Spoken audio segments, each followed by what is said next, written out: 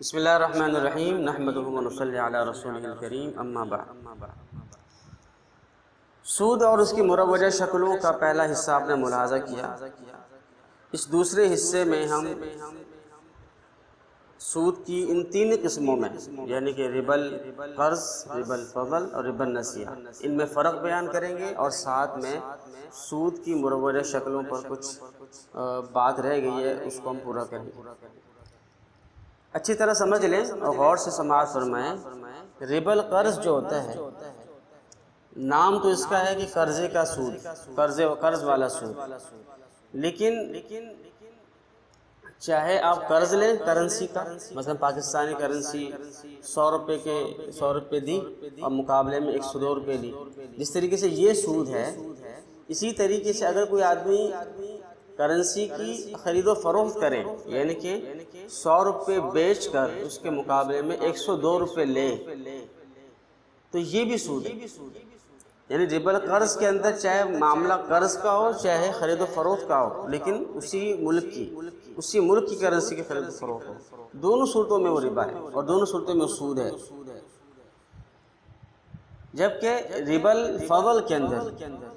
جو سود ہوتا ہے وہ کرنسی کا سود نہیں ہوتا، بلکہ وہ اشیاء کا، ایسی اشیاء جس کے بارے میں آپ کو بتایا گیا کہ وہ ہم جنس ہو، اور نمبر 2 یہ کہ وہ وزن سے بیچی جاتی ہے یا ماپ پر بیچی جاتی ہے۔ ان دو باتوں کے ساتھ جب کوئی کسی دو ہم جنس چیزوں کی خرید و فروخت ہوگی تو اس میں کمی بیشی سود ہے۔ لہذا اگر قرض کا معاملہ ہو، جیسے کہ عموماً گھروں میں کیا ہوتا ہے کہ کچھ آٹا منگوا لیا پڑوسن سے، یا پڑوس سے کچھ آٹا منگوا لیا، اور مثلا اس نے 2 کلو آٹا دیا، اور جب آپ نے واپس کیا تو 2.5 کلو واپس کر دیا، تو اس کو سود نہیں کہا جا سکتا، حالانکہ دیکھنے میں یہ بھی ہم جنس ہے اور وزنی ہے، لیکن پھر بھی سود نہیں ہے، اس لیے کہ یہ قرض کا معاملہ تھا۔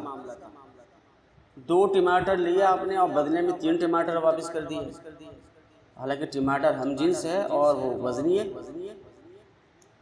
آپ نے کسی سے ½ کلو دودھ مانگا، اور جب آپ نے اس کو واپس کیا اور مثلا لیتے وقت کہہ دیا کہ ہم آپ کو واپس کر دیں گے، اور جب واپس کیا تو کچھ زیادہ دے دیا، تو یہ سود نہیں ہوگا۔ اس لیے سود نہیں ہوگا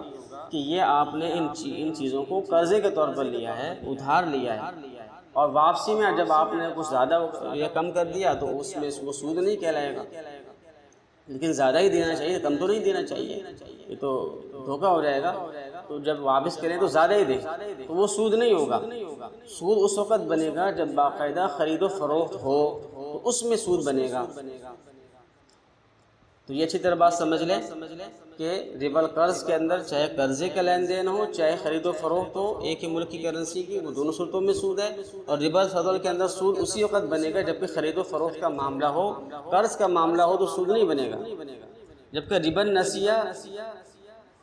وہ ایک کیا ہوتا ہے، نسیہ کا معنی میں نے بتایا تھا ادھار،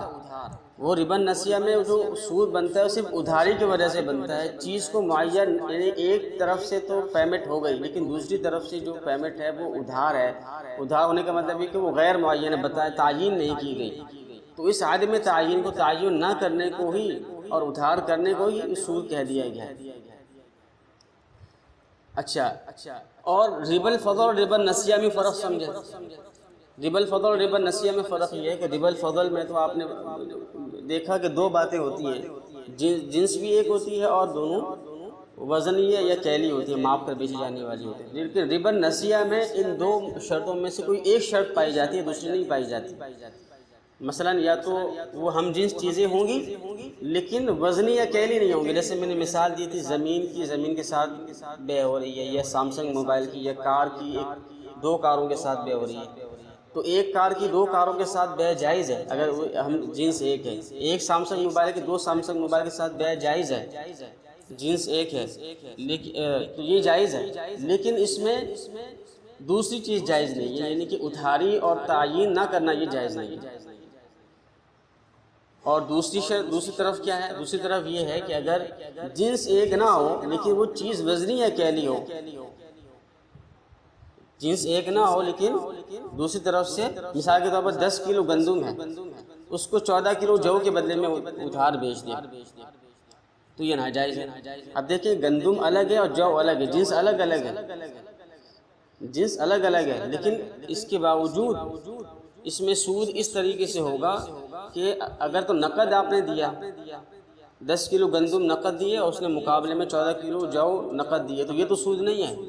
لیکن 10 کلو گندم نقد دیا اور جو 14 کلو جو دے رہا ہے اس کے بدلے میں وہ ادھار دے رہا ہے، تو یہ سود ہو جائے گا، یہ بھی سود ہو جائے گا، ربا نسیہ کی شکل میں سود ہو جائے گا۔ جنس بھلے ایک نہیں ہے لیکن وزنی تو ہے۔ تو یہ فرق ہے ربا النسیہ اور ربا الفضل میں، کہ ربا الفضل میں دونوں باتیں پائی جاتی ہیں، جنس بھی ایک ہوتی ہے اور وزنی اور کیلی ہونے میں بھی دونوں مشترک ہوتی ہے، جبکہ ربا النسیہ میں یا تو جنس پائی جاتی ہے اور مکیلی موزونی ہونا نہیں پایا جاتا، یا پھر مکیلی موزونی ہونے پایا جاتا ہے تو جنس نہیں پائی جاتی۔ تو یہ کچھ باتیں ہیں جو ضروری ہے، اس کو سمجھنا، فرق سمجھنا بہت ضروری ہے۔ اب سبق کا آخری حصہ رہ گیا جس میں سود کی کچھ مروجہ شکلیں ہم پڑھ لیتے ہیں۔ دیکھیں یہ بات سمجھ لیں کہ جس طریقے سے چھوٹے پیمانے کا جو قرضہ ہوتا ہے جو ایک مجبور آدمی لیتا ہے جس سے وہ سود ہے، تو اسی طریقے سے بڑے پیمانے پر لیا جانے والا تجارتی قرضہ جس کو کہتے ہیں وہ بھی سود ہی ہے، اور اس میں فرق کرنا یہ بہت ہی کبھی عمل ہے۔ یہ عجیب بات ہے کہ چھوٹا قرضہ سود ہے اور بڑا قرضہ سود نہیں ہے، اور مختلف تعویلات کا سہارا لینا یہ اپنے آخرت کو خراب کرنا ہے۔ اسی طریقے سے آج کل جیز کیش یا ایزی پیسہ وغیرہ اکاؤنٹ میں رقم جمع کروانے پر فری منٹس ملتے ہیں، فری انٹرنیٹ کی سہولت ملتی ہے۔ تو اس کو اچھی طرح سمجھ لیں گویا کہ آپ ایزی پیسہ اکاؤنٹ میں یا جیز کیش والوں کے پاس اپنا قرضہ رکھواتے ہیں۔ جس طریقے سے بینک اکاؤنٹ کھولنا یہ بھی ایک طرح کا قرض ہوتا ہے، جبکہ وہ سارے ہی اکاؤنٹ جب ہم کسی کو دیتے ہیں، عموماً جو کنونشنل بینکوں میں جب پیسہ اکاؤنٹ کھلوا رہے ہوتے ہیں تو وہ قرض ہی ہوتا ہے۔ البتہ جب اسلامی بینکوں میں ہم معاملہ کرتے ہیں تو کرنٹ اکاؤنٹ میں رکھوانے والا پیسہ وہ تو قرضہ ہوتا ہے، لیکن سیونگ اکاؤنٹ میں رکھا جانے والا جو پیسہ ہوتا ہے وہ قرضہ نہیں ہوتا، بلکہ وہ تو کاروباری شکل کا ہوتا ہے۔ بہرحال تو جیز کیش یا ایزی پیسہ والوں کو جو آپ نے پیسے دیے تو وہ ایک قرض ہوتا ہے ان کے اوپر، اور اس قرض کے بدلے میں وہ جو آپ کو کوئی بھی نفع دیں گے، چاہے وہ پیسے کی شکل میں دیں اور چاہے کسی اور نفع کی شکل میں دیں، اور وہ نفع کیا فری منٹس ہو چاہے فری انٹرنیٹ ہو، کیونکہ حدیث میں آتا ہے کل قرض جر منفعۃ فہو ربا، ہر وہ قرض جو کسی بھی طرح کا نفع کھینچ کر لائے۔ اللہ کے نبی صلی اللہ علیہ وسلم نے یہ نہیں فرمایا کہ سود وہی ہے جو صرف پیسوں کی صورت ہو، بلکہ فرمایا کہ سود ہر وہ قرضے کے بدلے میں کسی بھی طرح کا نفع لیا جائے وہ بھی سود ہے، چاہے پیسے کی شکل میں ہو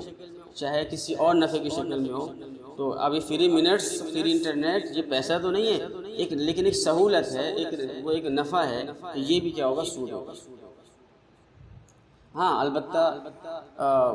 وہ جو پیسہ ٹرانسفر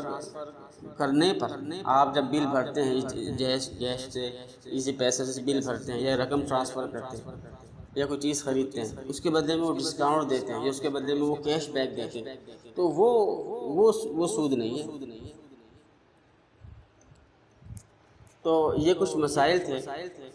اور مزید آپ کو کوئی سوال ہو تو آپ پوچھ سکتے ہیں، کمنٹ میں پوچھ سکتے ہیں، یوٹیوب چینل کے کمنٹ میں پوچھ سکتے ہیں، یا جو سوالات کا گروپ بنایا گیا ہے اس میں پوچھ سکتے ہیں۔ سبق کے آخر میں سود کے بارے میں وعید بتائی گئی ہیں، ان وعیدوں کو آپ تفصیل سے پڑھ لیں۔ اللہ تعالیٰ فرماتے ہیں احل اللہ البیع وحرم الربا، اللہ تعالیٰ نے بیع کو حلال اور سود کو حرام کرا دیا ہے۔ اور سورہ بقرہ میں فرمایا کہ فَإِن لَّمْ تَفْعَلُوا فَأْذَنُوا بِحَرْبٍ مِّنَ اللَّهِ وَرَسُولِهِ، اگر تم سودی کاروبار سے باز نہیں آؤ گے تو اللہ اور اس کے رسول کی طرف سے اعلان جنگ سنو۔ یمحق اللہ الربا ویربی الصدقات، اللہ تعالیٰ سود کو گھٹاتے ہیں اور صدقات کو بڑھاتے ہیں۔ احادیث میں بے شمار احادیث اس حوالے سے آئی ہیں۔ ایک حدیث میں آتا ہے لعن رسول اللہ صلی اللہ علیہ وسلم آکل الربا وموکلہ وکاتبہ وشاہدیہ فقال ہم سوا، آپ صلی اللہ علیہ وسلم نے سود کھانے والا، سود یعنی کہ سود کھانے والا اور سود دینے والا اور سودی حساب تحریر کرنے لکھنے والا اور سودی لین دین پر گواہ بننے والا، ان سب پر لعنت فرمائی، اور فرمایا کہ گناہ میں یہ سب شریک ہے، چاہے کھانے والا ہو، چاہے کھلانے والا ہو، دینے والا ہو، چاہے اس کا حساب لکھنے والا ہو، چاہے سودی لین دین تو گواہ بننے والا ہو، ان سب پہ لعنت فرمایا کہ یہ سب برابر۔ اور ایک اور حدیث میں آتا ہے کہ آدمی جب سود کا ایک درہم حاصل کرتا ہے، سود کا ایک روپیہ حاصل کرتا ہے، تو اللہ کی نظر میں وہ 36 مرتبہ زنا کرنے سے بھی زیادہ سخت، اتنی بڑی وعید بیان فرمائی کہ سود کا ایک درہم یہ 36 مرتبہ زنا کرنے سے بھی زیادہ سخت۔ ایک اور روایت میں آتا ہے کہ جس نے سود کا ایک درہم کھایا اور اس کو معلوم بھی ہے کہ یہ سود ہے، تو اللہ کے نزدیک 33 مرتبہ زنا کرنے کا جو گناہ ہے اس کے برابر ہے۔ اور ایک اور حدیث میں آتا ہے کہ وہ جسم جو حرام سے نما پائے، حرام سے پلے بڑھے، وہ جہنم کا حقدار۔ اور ایک اور حدیث میں آتا ہے جو بڑی سخت ہے، بڑی سخت وعید بیان فرمائی گئی کہ سود کے 70 گناہ ہیں، اور ان میں سے ادنا درجے کا گناہ ایسا ہے جیسے کوئی شخص اپنی سگی ماں سے زنا کرے۔ اللہ تعالیٰ ہماری حفاظت فرمائے۔ ایک اور حدیث میں آتا ہے کہ جس قوم میں زنا اور سود عام ہو جاتے ہیں، اللہ تعالیٰ کا اس قوم پر عذاب آ جاتا ہے۔ اللہ تعالیٰ ہماری حفاظت فرمائے اور سود سے ہمیں اور ہمارے قوم کو، ہمارے ملک کو اور تمام دنیا کو سود کی شکل سے، سود کی لعنت سے نجات عطا فرمائے، اور اس کے لیے ہمیں کوششیں کرنے کی توفیق عطا فرمائے، اور جو کوششیں ہو رہی ہیں ان کی حمایت کرنے کی اور ان کو پھیلانے کی اور اس کو رواج دینے کی ہمیں توفیق عطا فرمائے۔ وآخر دعوانا الحمدللہ رب العالمین۔